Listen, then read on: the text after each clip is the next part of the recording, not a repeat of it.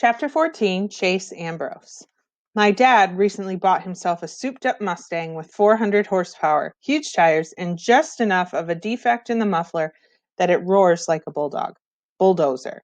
That's what he drives when he isn't in the Ambrose electric truck. He won't be caught dead in Corinne's van, and he assures me that when I'm 16, my first lesson will be behind the much-beloved wheel of the Stang.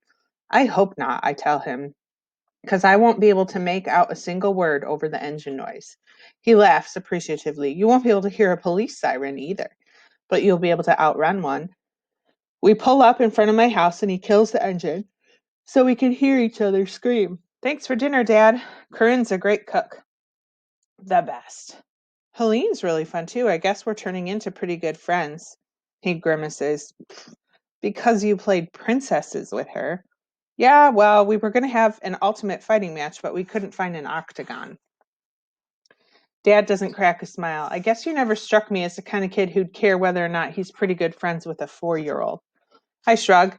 She used to be afraid of me. Isn't this better? She wasn't afraid of you exactly, but you were different then. Tougher. Nobody messed with you. Think of Aaron and Bear. Like that. I'm having flashbacks of my wonderful toughness, punching and shoving kids, kicking their heels out from under them in the halls. But it's not all bad stuff like that. I remember walking through school with my shoulders back and my head held high. I remember feeling important and confident and powerful. Maybe some of that came from what a jerk I was, but surely not all of it. I was a star athlete and a state champion. I had a lot of friends. I was somebody in this town. It's not a crime to be proud of that. I reach for the door handle. Anyway, thanks again, Dad. One more thing, Champ, he says quickly. There's this doctor. He's a sports medicine expert, so he's a lot more experienced than that quack, Cooperman. I talked to his office, and he's willing to take a look at you to give us a second opinion. A second opinion, I echo. We know exactly what happened to me. What's a second opinion going to do? Get you on the field, where you belong, he exclaims immediately. Even Cooperman admits you've recovered. It shouldn't cost you your whole season. Dr. Cooperman explained all that, I remind him. You know, an abundance of caution, blah, blah, blah. And if that's the right move, Dr.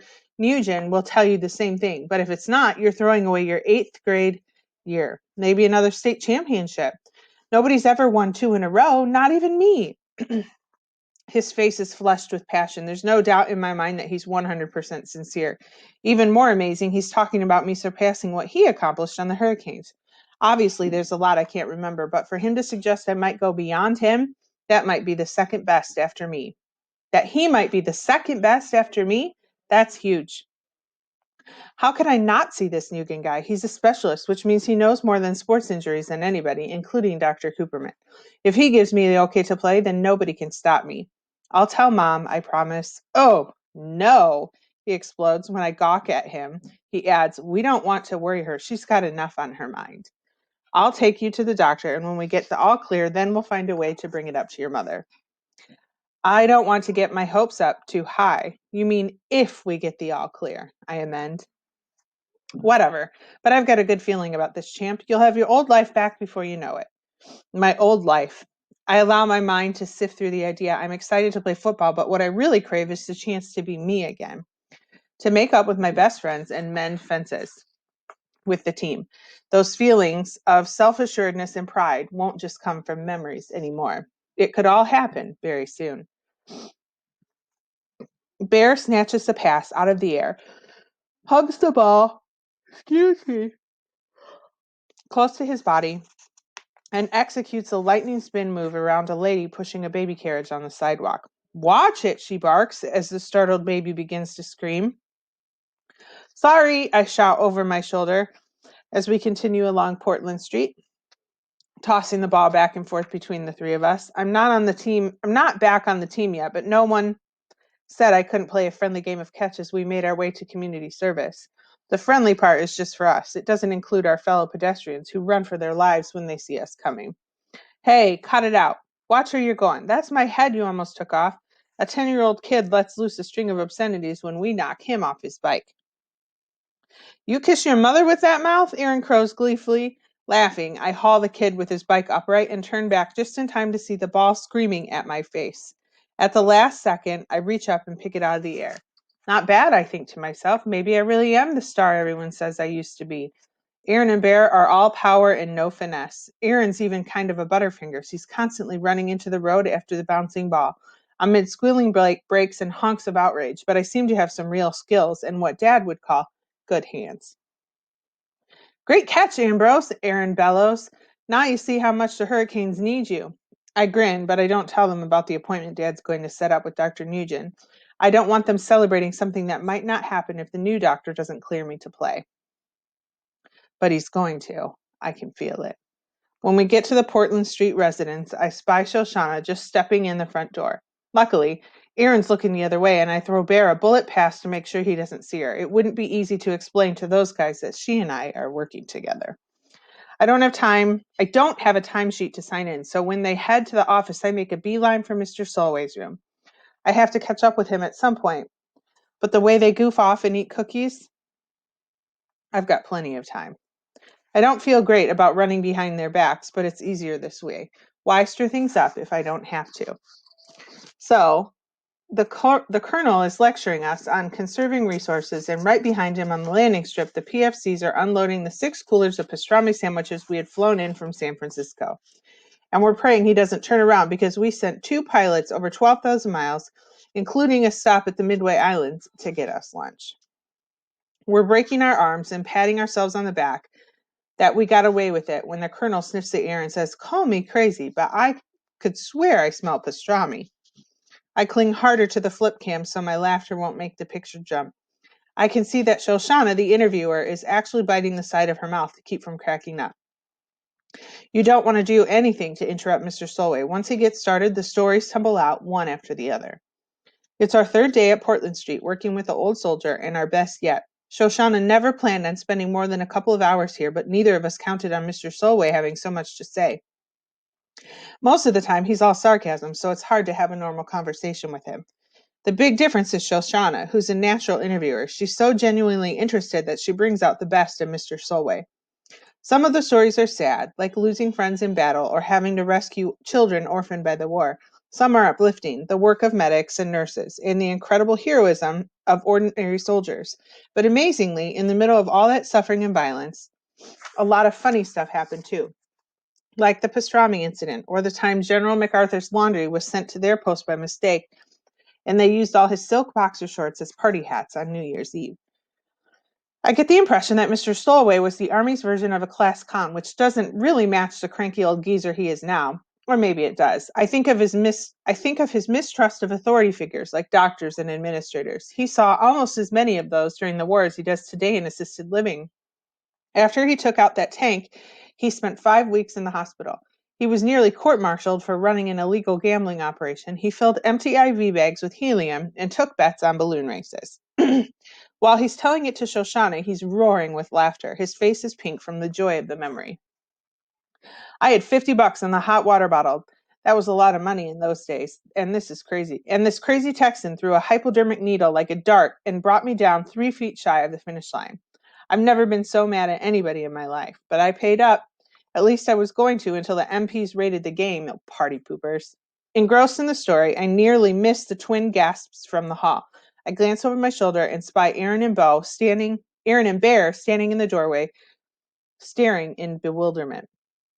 Busted. Let's take a break, okay? I set down the camera and join them outside. What gives? Bear demands.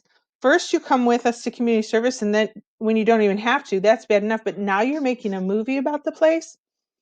It's for Video Club. And with Shoshana Weber, Aaron cuts me off. Her stupid family got us sentenced to the Graybeard Motel. Maybe I'm trying to make things right with her, I defend myself. Maybe if I help her with a project, the family will be more of a forgiving mood. Yeah, that'll work, Aaron snorts. Listen, man, you might not remember how much the Webers hate our guts, but I do. If it was up to them, we wouldn't be on community service. We'd be on death row. But hey, it's all good. If you want to spend your time with people who curse the day you were born instead of your true friends, it's not like we can stop you. I'm torn. On one hand, I'm not doing anything wrong. Still, I've kind of brought this on myself by covering up the fact that I'm working with Shoshana. Aaron looks honestly hurt, like I'm stabbing him in the back. And let's face it, he might be kind of right. After all, I didn't have to be so secretive about the video project. Bear chimes in, and all of the Dumbledores in this place, why don't you have, and of all the Dumbledores in this place, why do you have to pal around with that one? If you're looking for relics, this place is like an all-you-can-eat buffet. Why him? We're interviewing him, I try to explain. He's the most interesting person here. The guy's a war hero. They stare at me like I've got a cabbage for a head through a long, weird silence. Finally, Aaron mumbles, yeah, you showed us the picture. The way you ignore all the residents here, I figured maybe you forgot. Yeah, well, we didn't, Bear snaps. We know all about Mr. Steinway. Solway, I correct. Aaron is annoyed. Listen, when you're practicing football 3 hours a day and doing community service because you have to, not because it's your hobby, you've got a lot more in your mind than remembering every old coot's name. Come on, Bear. Look who's talking about forgetting, Bear adds resentfully as they head down the hall. Ugh, way to go, Chase. I chew myself out as they round the corner. This is exactly what I was trying to avoid. And now they're ticked off at me. Worse, they feel like they can't trust me anymore. What next, huh? When I re-enter the room, the first thing I see is Mr. Solway's walker standing against the wall. The old soldier himself is up on his feet, directing Shoshana, who is pulling a heavy box out of the closet. You know, she's saying, I thought being in the army taught people to be more orderly. Mr. Solway throws his head back and laughs loudly. I'm the exception to that rule. Some of the fellows to this day. They make a bed so tight you could bounce a quarter off the blanket. Me, I always hated the spit and polish. I promised myself that the minute there was no sergeant around to search for a speck of dust on my boots, I was going to be as messy as I wanted to be. Well, in that case, Shoshana informs him, this closet is your crowning glory. Instead of being insulted, the old soldier looks kind of pleased. I can see it from all the way across the room. There are a few shirts, pairs of pants, and one suit on hangers pushed over to the one side. The rest of the space, 90% of it, is jam-packed with what can only be described as stuff. Picture the entire contents of a house crammed into a tiny 4x4 space. All the things that would end up in the basement, the garage, the attic, live in that closet. There are books, ping pong paddles, a broom, a couple of bowling trophies, hip waders, and a fishing rod. Framed pictures, a weed whacker, ice skates, a 3-foot-high oriental vase with a crack up the side, a golf umbrella, a garden gnome, luggage, and cartons of varying sizes. As I cross the room, I get a peek inside the box that Shoshana dragged out. It contains 3 replacement furnace filters, jumper cables for a car, and a sterling silver nutcracker set. It looks like exactly what it is, the things a person collects over 86 years. And when that person moves to a place where all the storage space is one little closet, it gets pretty tight in there. We've got a lot of great footage of Mr. Solway talking. Shoshana explains to me from the depths of the collection, but what we need are some visuals to cut away to. The mementos, old photographs, that kind of thing. What do you think? When we're talking project business, she sometimes slips up and treats me like a fellow human. Good idea, I agree. Mr. Solway peers into another box. Son of a gun, I was wondering what I did with my 32-piece ratchet set. I look at him, standing up and walking on his own, even bending over to see inside the carton. It's hard to believe that this thing is the same Mr. Solway that I first met, struggling on the walker and never even bothering to open the blinds to let some light into his gloomy room. Maybe when his wife died, he moved into Portland Street. He lost focus because everything in his life used to revolve around her. But now that Shoshana and I are coming over to work on the video, he's totally different. He wants to present himself well on camera, so he shaves, dresses well, stands straighter, and walks better. According to the nurses, his appetite has improved at mealtimes. We dig around some more, moving stuff out of the closet and unpacking boxes until the floor is covered in knickknacks. We do find a few things we can use in the video. Black and white photographs from the barracks in Korea. The Solway's wedding picture in a double frame with one from their 50th anniversary. His old military dog tags, and another set belonging to a buddy who was killed in the war. We've got enough, but Shoshana is like a bloodhound on her hands and knees in the closet, running her hand alongside the baseboard. What are you doing back there? Mr. Solway asks. Drilling for oil? She reaches behind a golf bag and draws out a navy blue velvet jewelry box of an odd triangular shape. Embossed in silver on the lid is the Great Seal of the United States. You found my medal, Mr. Solway exclaims in amazement. Glowing with discovery, Shoshana flips open the cover. The box is empty. Mr. Solway frowns. It must have fallen out. Shoshana and I give the closet floor a thorough inspection. No metal. She has a question. Mr. Stowaway, when was the last time you wore your medal? In this place? He's sarcastic. Lots of state occasions here. Wheelchair races, canasta games, colonoscopies. What about before that? Before you moved here? He casts her a wry grin. I get you. What if the crazy old codger packed up the empty case for a medal that he lost 20 years ago? No, don't apologize. It's a valid question. The answer is, I never wore it. Not that I was ashamed of it, but I didn't feel right. Like I'd be saying, look how great I am. I've got a better medal than you. Any dimwit can win a Purple Heart. My wife used to take it out once a year on Veterans Day, and when I refused to wear it, she'd polish it up and put it away again. Maybe one time she misplaced it. She was confused toward the end. It's possible. He retreats to his easy chair and sits in silence. Talking about his wife always makes him sad. We quit filming early in order to leave our subject with his memories. I love Mr. Solway, but he's pretty weird, Shoshana says as we cross the lobby heading for the exit.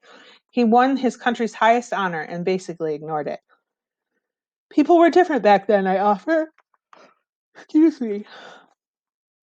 You know, more modest. Yeah, sure, modest. But to care so little that you don't even bother to open the case to see if the medal's still there and then hide it in the back of your closet behind a golf bag, you've got to be a real oddball. We're going through the sliding doors, which might be why she doesn't notice that I stagger for a split second. Missing medal. Empty case, buried under tons of junk. Mr. Solway's medal wasn't lost. It was stolen. Somebody pocketed it and tossed the case where it would be hard to find. Who would do such a thing? There are plenty of possibilities. Portland Street is a busy place with big staff, doctors, nurses, attendants, service people. There were painters in recently. It could have been one of the other residents or even a visitor. But as I run my mind over the range of suspects, an image keeps forcing itself in front of my eyes. I see a $20 bill in Mrs. Swanson's shaky hand, and I see greedy fingers snatching it away. Bear. And Aaron gloating over all the pizza it would buy. Of course, there's a big difference between $20 and the decoration awarded to a war hero to honor his bravery above and beyond the call of duty. But somebody greedy enough to take money from a confused old lady who thinks she's tipping room service, how could a guy like that pass up the chance to get his hands on something far more valuable? I must turn pale because Shoshana regards me in concern. Are you okay? You look like you're about to faceplant. I'm fine.